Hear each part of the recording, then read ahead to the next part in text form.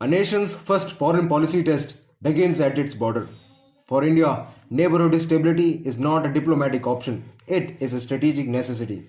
So, Jai Hind viewers, my name is Prashant Singh, and the topic of my lecture is India's relationship with the neighboring countries. So, first of all, India shares border with the seven countries, each different in size, politics, and priorities. This makes India's neighborhood one of the most complex in the whole world, to which India's approach has evolved from idealism to realistic engagement shared by experience. Historically speaking, India supported its neighbors during decolonization and crisis, believing stability would ensure shared prosperity.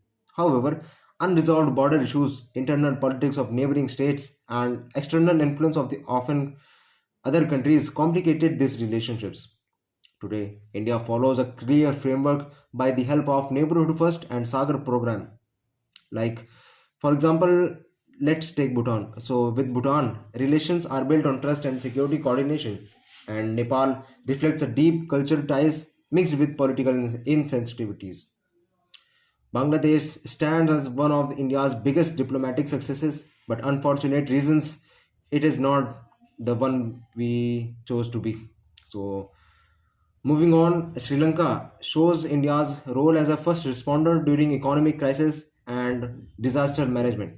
Maldives test India's patience and restraint, but Pakistan remains a challenge driven by terrorism and military hostility. Sorry, while China adds a strategic dimension to the country across land and sea as well. So let's take the current affair dimension. India focuses on connectivity, energy, trade, disaster relief, and economic assistance rather than coercion. India's response to regional crisis has been quick, practical, and largely non intrusive. So, looking ahead, India's success with neighbors will depend on respecting sovereignty, preventing external destabilization, and building people centric partnerships. Security, development, and trust must move together so both can benefit from it. At last, I would just like to say that India's neighborhood policy will succeed not by power alone, but by patience, credibility, and consistent responsibility. So, thank you. That was all. Jai Hind.